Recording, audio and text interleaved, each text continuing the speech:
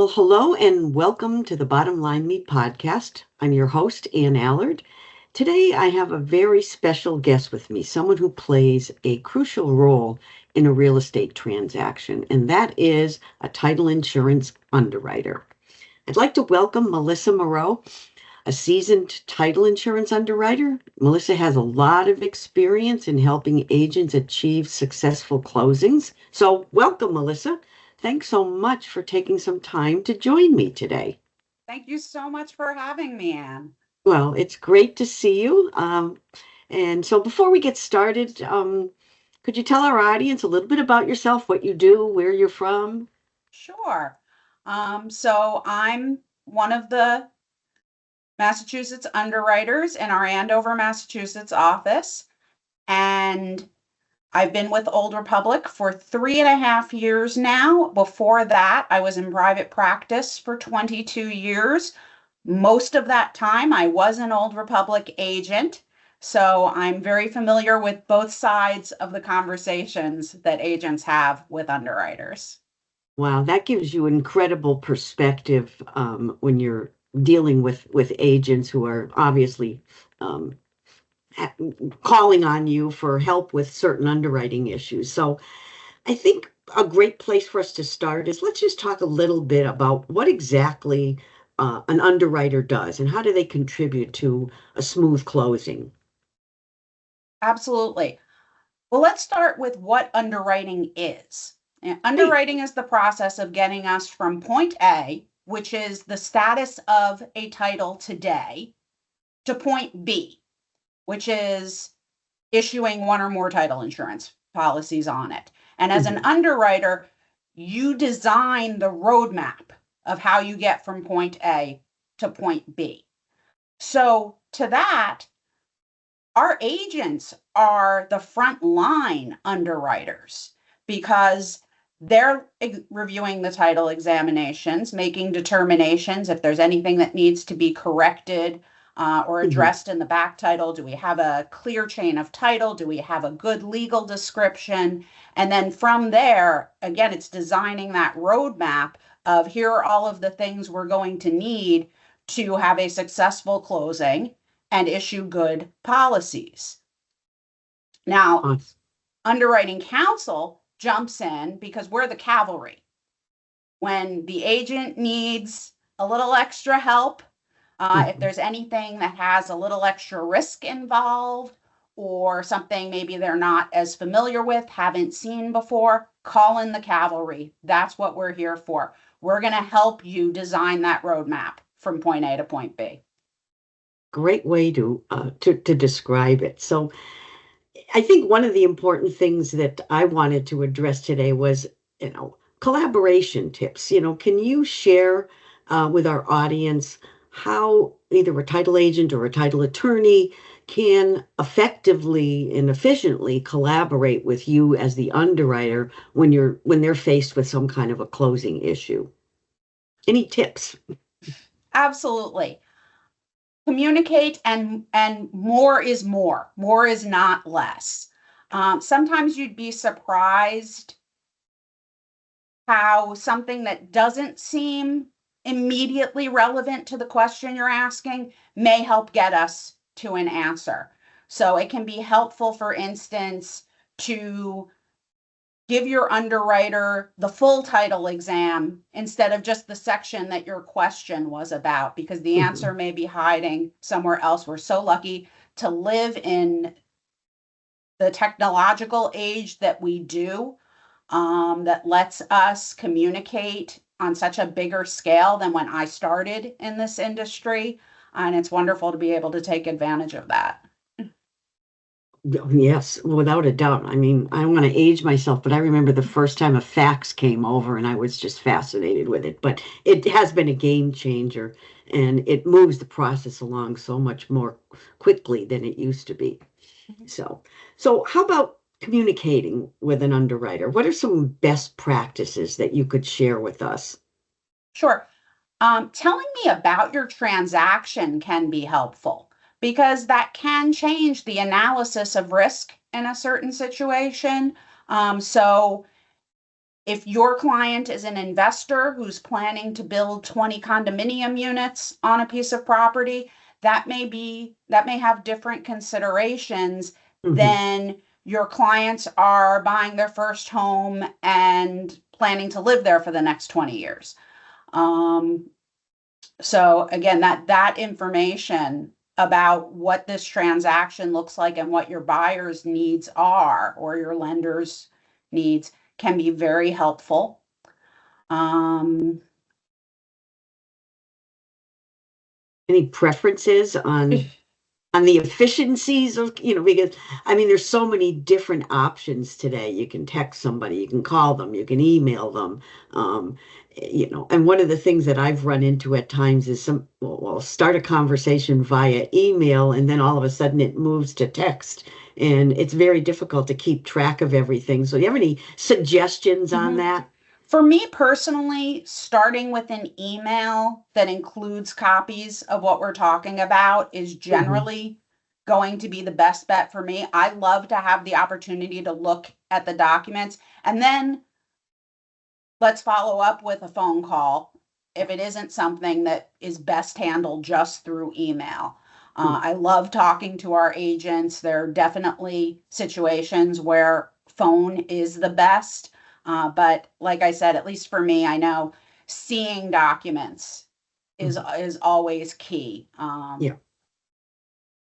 That certainly, yeah. Rather than describing something, to be able to take a look at it, read through it, or all of those things, I think probably is really a good suggestion or good advice. But what about, I love to ask about any specific success stories where, in this case, where any effective collaboration made a significant difference in resolving a challenge. Do you have any story you could share with us? Let's see. One that comes to mind, a situation a couple of years ago where we had a lot of ambiguity in the title. There was a trust that had potentially failed. The settlor and trustee had died.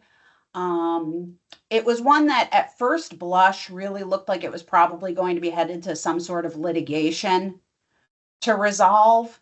And I was very happy that my team and I cannot take all of the credit for it because I work on a fantastic team. And when you reach out to one of the underwriters in my office, you are getting the benefit of all of our experience. And we collaborated together and with our agent to come up with a plan using the probate, using affidavits from attorneys who had knowledge of facts, getting a deed that was going to be signed by multiple parties, so sort of every base was covered. And in the end, we were all able to come up with something that was comprehensive and avoided the cost and delays that litigation would have brought to the table.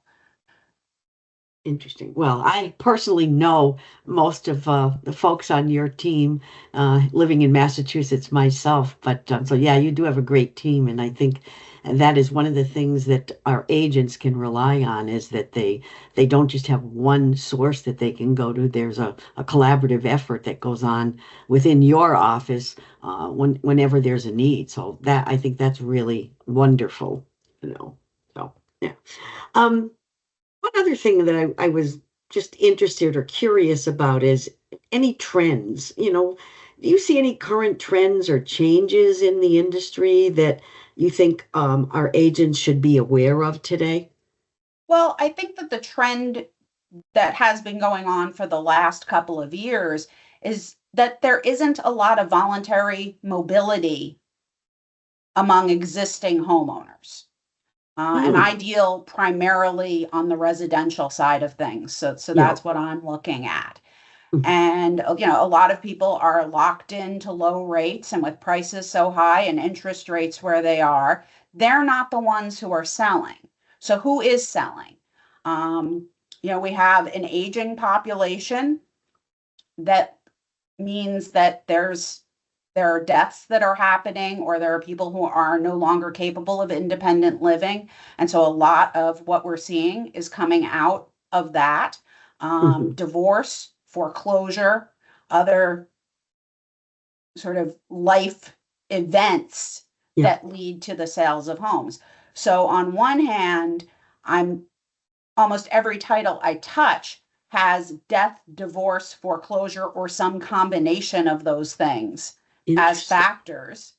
And then we have the second stage of that, which is where those life factors led to a sale to an investor who is now selling the property. But that's in the very recent back title to deal with. So if there are three topics that I think every agent should be working to be as familiar with as possible, it's those three.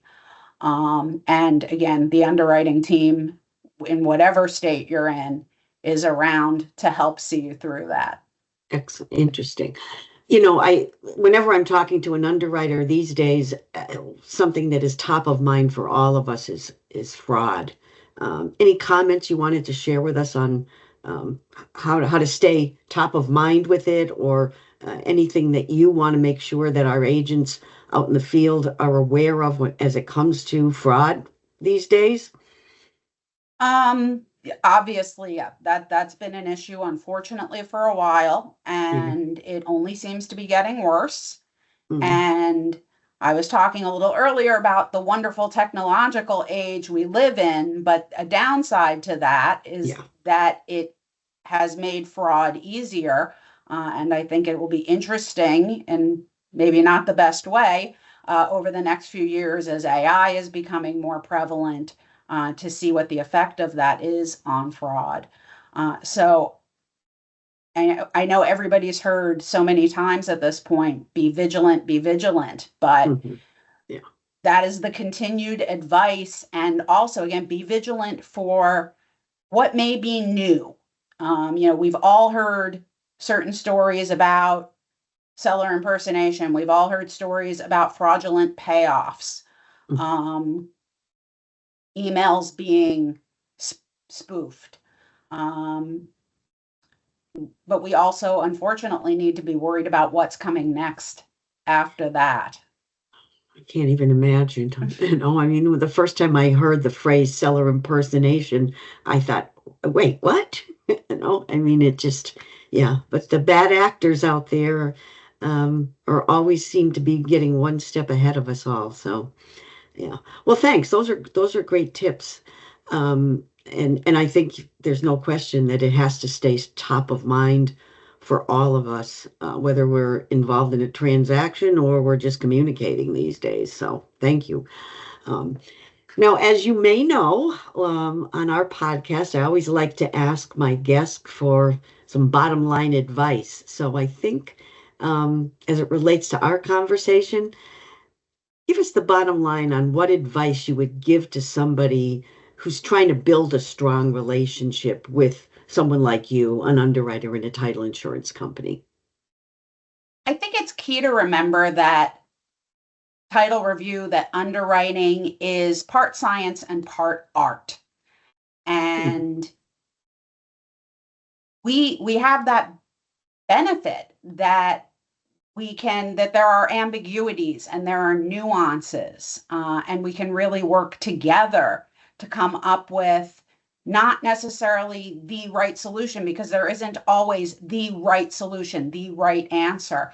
But if we can work together based on what your clients are looking for, based on what you are looking for, based on what the sellers are looking for, and what we're looking for, we can come up with some really great solutions in almost every situation. Great. Well, that's great advice. And I'm very grateful that you were able to take some time to talk with me today. I know it's snowing here in Massachusetts, and who knows what the rest of the day will be like. But thanks so much for your time, for your insight, for your expertise on this. Really appreciate it. And to our audience, once again, thank you for joining us. And hopefully we'll all continue to learn, grow, and prosper. Till next time, thanks.